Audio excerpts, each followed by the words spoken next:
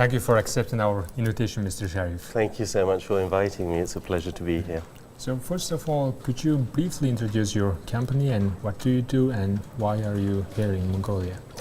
So our company is a blockchain-based company which works in the pharmaceutical supply chain. What we do is we track every packet of pharmaceuticals that are manufactured and then we follow them through the supply chain. Essentially what we do is we prevent counterfeit drugs getting into the system. And we have an app for consumers to use at the end where they can scan the labels and they'll be told whether it's a suspicious packet or whether it's a genuine packet. And what we do is we tend to collect a lot of data. So we provide essentially a lot more transparency and visibility to governments, regulators, pharmaceutical companies, as well as NGOs. So you have this big database, and in order to connect it to these physical products, drugs, what's the technology that's bridging to this physical and data? So manufacturers usually put a label or QR code on packets of pharmaceutical drugs, and then they are put through various scanners at each stage of the supply chain. And we take that data and hash it and put it onto the blockchain. I don't think you can really explain blockchain as a database because it's a little bit more complicated than that. But essentially we record the data and then we can use things like artificial intelligence, so we can find the most efficient routes to market. We can do predictive supplies, which medicines do you need going forward. And with blockchain, because the records are permanent, we can do things like automated payments, automated regulatory reporting, and even automated audits actually. So we provide that security to companies, governments, and pharmaceuticals. Well, it might be a stupid question, but I'd like to ask it. So what about those companies that are making fake products, counterfeit medications? Has there been any attempts to counterfeit QR code? The way, because we're using the blockchain, if there are two QR codes which are the same, yes, then warnings will go off. So one of them is fake? One is fake, so it will reject both packets. So there's no method to filter which one is real, which one is fake? It just makes those parts, both of them, invalid. Exactly, and then if people want to investigate it, of course, they have most ministries of health have a testing department, usually. I think there's one here in Mongolia as well, and then they can test which medicine is actually real and which one is not real. But it prevents the customer taking something which could be potentially life-threatening. Up to 1 million people, according to World Health Organization, die every year because of counterfeit drugs. What about Mongolia? Do you have prior research data in Mongolia, etc.? For example, how many fake drugs are entering Mongolian market? And we believe the thing with fake drugs is a lot of it is estimated because obviously it's only when it's caught or if somebody is hurt that you actually realize something is counterfeit. So in the case of Mongolia, we believe it could be up to about 40%. 40%? Yeah, but this is estimates because the thing with Mongolia is it has a very large landmass and a very porous borders, so things can pass through the borders very easily and quickly.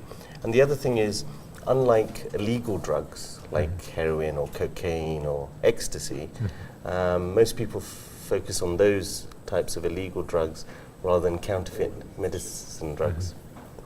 So you are working with Mongolian General Agency for Specialized Investigation. Yes. So is this cooperation limited to this fake drug sector, or do you have next steps which might focus on other products, So we specialize in pharmaceutical industry, that we understand the regulations, we understand the challenges, and we don't want to stray out of that because we want to keep our focus only on pharmaceutical drugs.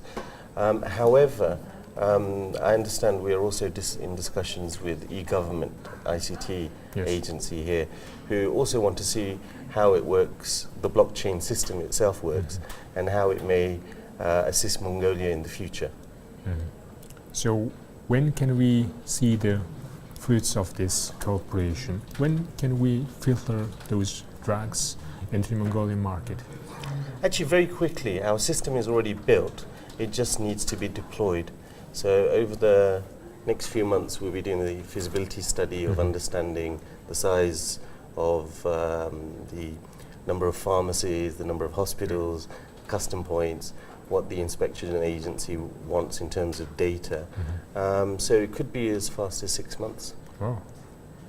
So in terms of economic costs and benefits, maybe, do you do prior research, and how much does it cost, and how much does it cost to maintain the system besides initial cost, and what's the benefit?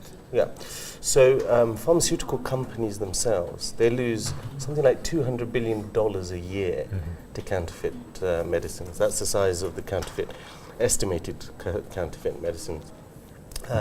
But not only that, there are other things like returns fraud, which in some cases, I've seen cases in 1 year cost one company $300 million. There's also expired drugs.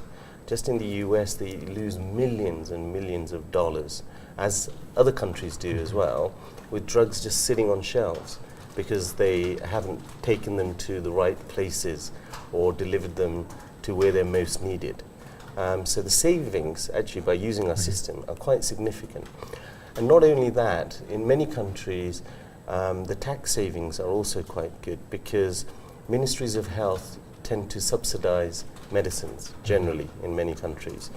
And some of those subsidies are lost through either corruption or expired packets. So this will give even the government bodies greater ability to budget and have some forecasting in terms of their finances.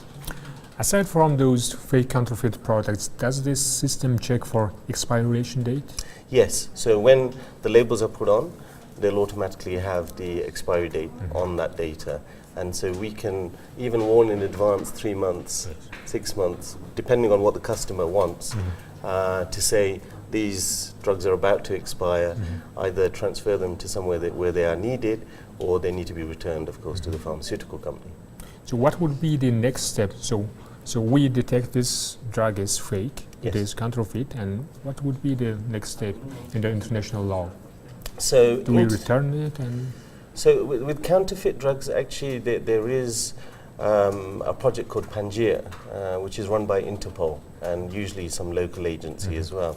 What we can do is we can notify Interpol when we find big concentrations of drugs in a particular area. And then Interpol can work with the local law enforcement and find out how did these drugs get there, who may have been involved, and how can they take preventive measures to stop it happening in the future again. Thank you for your time. I think your service and cooperation could benefit a lot of people, and it could be a lot of saving life and economic cost. Thank you so much, and it's a pleasure being here in Mongolia. Thank you for your time. Thank you.